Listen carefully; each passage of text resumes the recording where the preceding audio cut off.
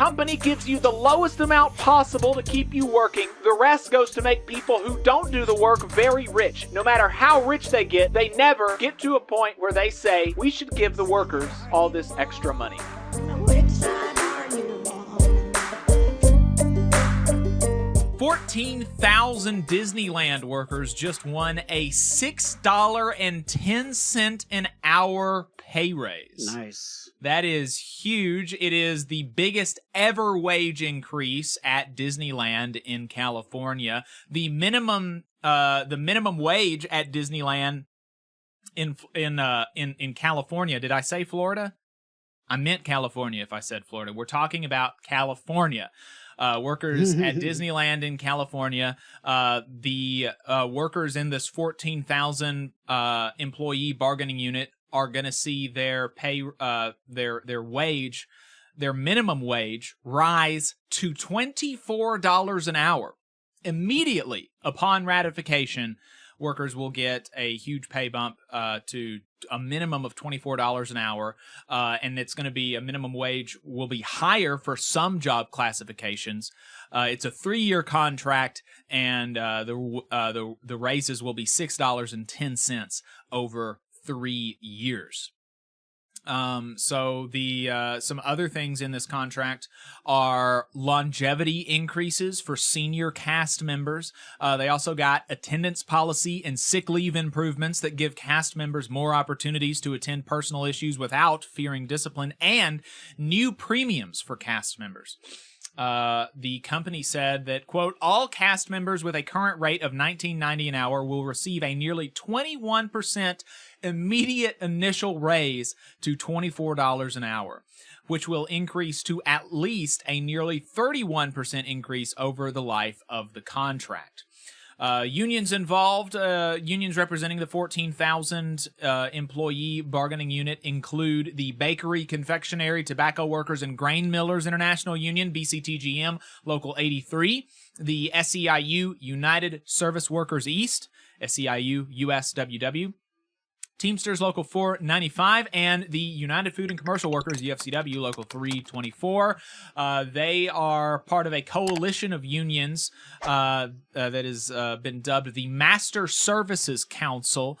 They did vote on the deal. The members did ratify it.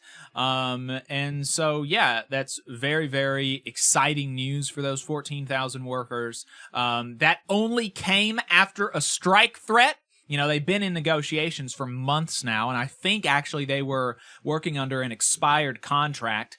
So that shows the importance of being able to strike and then threatening to actually use that ability, and that threat being credible. Right? If you're just bluffing and your employer knows that you're bluffing, then, a strike threat is not going to actually be that meaningful. Hamilton Nolan has a piece back from January, but he shared it again after these raises were announced that I think is, it's very apropos, and it's worth reading the whole piece. I'm going to quote from portions of it, but the whole piece is very good, as is all of Hamilton Nolan's writing. The title of the piece is "Every Pay Bump is an Admission of Guilt." That's on his newsletter, How Things Work. You can go to hamiltonnolan.com to check that newsletter out.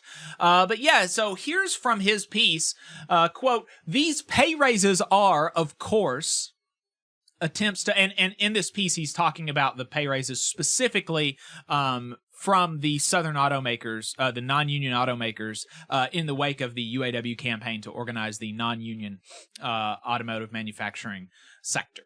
So he says, of those pay raises, and then it's applicable here as well, these pay raises are, of course, attempts to head off worker enthusiasm for unionizing, but let's take it as a given that everyone recognizes that. But it's important to be even clearer about the implications of these kinds of desperate gestures.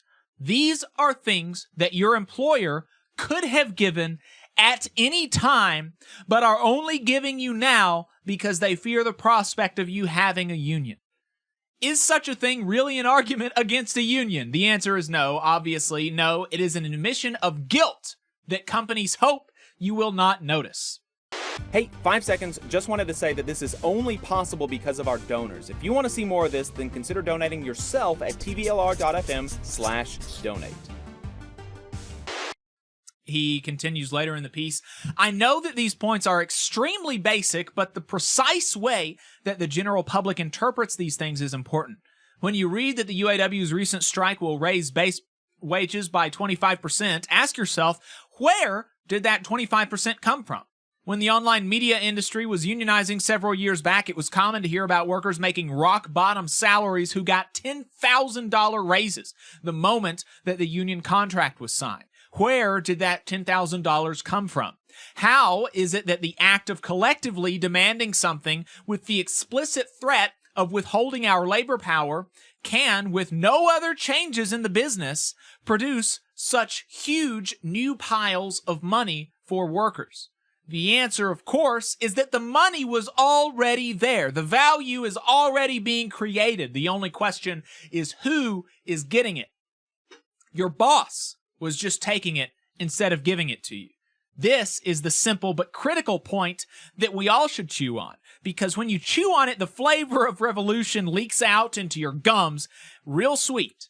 Every celebration of a union's hard-fought gains in a strike or in bitter contract negotiations should be accompanied by an equal and opposite condemnation of the company itself for making its own valued team members go through such a struggle just to get what was clearly there all along. Capitalism makes every company's management into hoarders, pathological little rats that will not stop gorging themselves on every scrap even when others are starving. You do the work, the company collects the money, it gives you the lowest amount possible to keep you working, the rest goes to make people who don't do the work very rich. And, in the sickest twist of all, no matter how rich they get, they never, ever get to a point where they say, you know what? We should give the workers all this extra money now. Very apropos. There's a lot more in that piece. Don't want to spoil all of it, so go to HamiltonNolan.com, read that piece. The piece is called Every Pay Bump is an Admission of Guilt. But yeah, really excited for these workers over at Disney. $14,000, that's a huge raise. And I mean, you know, it's good for the, I mean, it's obvious, I mean, $14,000 getting a minimum of a 20% raise immediately. I mean, that is a huge, huge amount of money going into the local economy as well. That's going to be, you know, flowing through the community as opposed to, you know, being hoarded, as Nolan mentioned, being hoarded because by these people at the top. All these workers are going to go out and they're going to buy their kids new clothes for back to school. They're going to fix their car, right? Because they haven't been able to get it fixed for the last couple months and they've been putting it aside. They're going to finally take care of some of those repairs that they needed done months ago. You know, all of these kind of things where, like you said, they're going to spend in the local economy and actually lift folks up from, you know, from the bottom up. So it's, and I really appreciated Hamilton's point there. And I think, you know, something that's worth mentioning is that a lot of times you see companies fight unions really, really hard. And, you know, often we're supposed to suspect is just greed. Right, that, you know, Amazon or Starbucks or these companies, they fight unions really hard because they're greedy, and that is true. But it is also about the power, right? And the truth is, you know, Jeff Bezos or Amazon, they can easily afford to give the Amazon labor union pretty much anything they could ask for at the bargaining table. Right. Almost no request would be too outlandish for the coffers of Amazon. Right, they could easily afford to pay for raises and benefits and any sort of settlement in a collective bargaining agreement. It's the power that they don't want to share. Right. They will spend more money fighting a union than they would on just giving the pay raises in the first place that the workers were asking for, right? And that is definitely a power situation, because unions at their best change the balance of power. That's why they're important. Right. That is why they're so important. That's why workers need them. You know, we had the caller Infinite Content talking about, you know, pharmacists and pharmacy techs being stressed out and dealing with changing working conditions. And it's all true. And you know what they need? They need a union. Right. Not to sound like a broken record, but they need a union Yeah. because it's important. It gives you power. It changes the balance of power. Yeah. I was talking to my wife the other day about something, and I recommended, unionization as the solution for the problem. And she was like, "It's always unions with you. You're always recommending unions." And it's like, well, that's true. That's true. I am, like Adam said, kind of like a broken record. But also, unions are genuinely a solution for a ridiculous amount of the problems in society. Like, I mean, just an inordinate percentage of any problem that you can talk about would, if not be solved, would be made better by unions and worker power and the like. So if I say unions are the answer a lot, it's because it's true. It's true. Facts don't lie. Yeah, that's right.